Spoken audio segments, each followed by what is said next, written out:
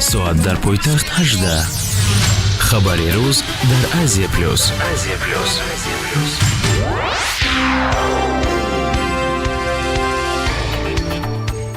салом сомиёни азиз, шуморо бо хабарҳои ин соат дар нашри мустақим ман Лайли Назарзода шинос мекунам. шумо метавонед моро ҳамзамон тариқи видеоӣ дар платформаҳои хабарии агентӣ низ дида бошед. тоҷикистон аз аввали соли ҷорӣ воридоти ордро коҳиш додааст, хабар медиҳад вазорати рушди иқтисод ва савдои мамлакат. ба иттилои манбаъ, дар 10 моҳи соли ҷорӣ воридоти орд нисбат ба соли 2020 беш аз 38% коҳиш ёфтааст.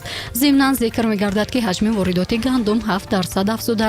дар моҳҳои январ-октябри соли ҷорӣ ба қаламрави Тоҷикистон ҳудуди 814 000 тонна гандум ворид карда шуд. гуфта мешавад, ки Қазоқистон ҳамчунон таъминкунандаи асосии орд ва гандум дар бозори Тоҷикистон боқӣ мемонад.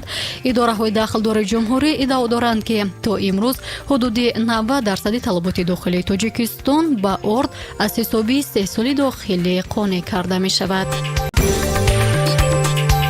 калтаҳои роғун барои зарардидагони офатҳои табиӣ маркази кӯмак ташкил карда шуд. маркази мазкур бо ташаббуси Кумитаи ҳолатҳои фавқулода ва мудофиаи гражданӣ бо дастгирии молиявии агентии Оғохон оид ба ҳабибат ва дафтари ҳамкории Швейтсария бунёд гардидааст. ин бошишгоҳ барои нигаҳдории 50 нафар дар назар гирифта шудааст. роҳбари агентии ҳабибат иброз доштааст, ки ният доранд дар ояндаи наздик боз чунин 4 маркази кӯмак барои зарардидагони офатҳои табиӣ ташкил карда бошанд. рушди омӯзиши омехта дар қаламрави ҷумҳурӣ аз ҷониби мутахассисони вазорати маориф ва илм, академияи маориф ва институти ҷумҳуриявии рушди таълимот мавриди баррасӣ қарор гирифт. таълими омехта ин маҷмӯи шаклҳои анъанавии таълими синфӣ бо унсурҳои таълимии электронӣ мебошад, ки дар он технологияҳои хусусии иттилоотӣ аз қабили графика компютери, аудио ва видео, унсурҳои интерактивӣ ва ғайра истифода мешаванд. ҷараёни таълим ҳангоми таҷрибаи таълимӣ омехта аз худ заминаи пайдарпайро мемонад, ки таълими анъанавӣ ва омӯзиши электронӣ дар сурати зарурӣ метавонанд ҳамдигарро иваз карда бошанд. тоҷикистон худи ҳозир омода аст, ки равои қатораҳоро бо Россия бо риояи тамоми талаботҳои беҳдоштӣ барқарор созад. хабар дод ба Азия плюс котиби матбуоти корхонаи воҳиди давлатии роҳи оҳани Тоҷикистон Анвар Латифзода. лекин ба қавли ӯ ҳоло дар бораи барқарор шудани хатсайрҳои мусофирбар тариқи роҳи оҳан сухан намеравад. умедворем, ки бо боз шудани сарҳадоти заминӣ мо метавонем хатсайрҳоро барқарор карда бошем, гуфт Латифзода.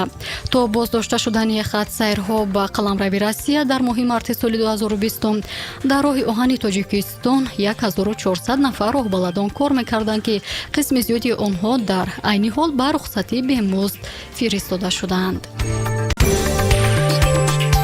барои сокинони минтақаҳои дурдасти мамлакат гирифтани ҳуҷҷатҳои зарурӣ аз дафтари сабти асноди ҳолати шаҳрвандӣ осонтар карда шуд. хабар медиҳад муовини раиси раёсати асноди ҳолатҳои шаҳрвандӣ Ифтихор Самадзода.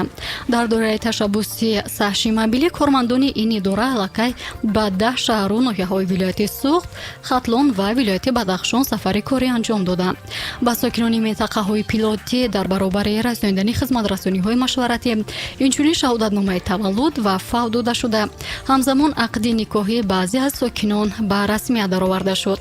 қайд карда мешавад, ки чунин иқдомҳо имкон медиҳанд, ки ҳуҷҷатҳои зарурӣ тартиб дода шуда шумораи ҳолатҳои сабти ном нашудани кӯдакон коҳиш дода шавад.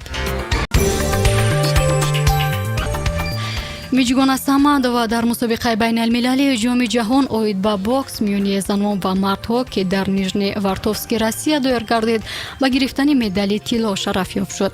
Миҷгона дар вазни 57 килограмм миёни бонувон муҳориба карда бар варзишгарони Муғулистон, Полша ва намояндаи Россия дастболо гардид. ӯ дар даври финал бар Мунгул Саранбалсан аз Муғулистон муваффақ шуд ва тавонист медали тиллоро аз худ кунад. гуфта мешавад, ки дар мусобиқа 6 варзишгари дигари Тоҷикистон низ иштирок доштанд. хуб, ин буд нашри ҷанбастии барномаи хабарӣ дар радиои Азия плюс. шумо метавонед ҳамарӯза соати 18 шом пахши онлайни моро тариқи саҳифаи Facebook, Instagram ва YouTube низ дида бошед.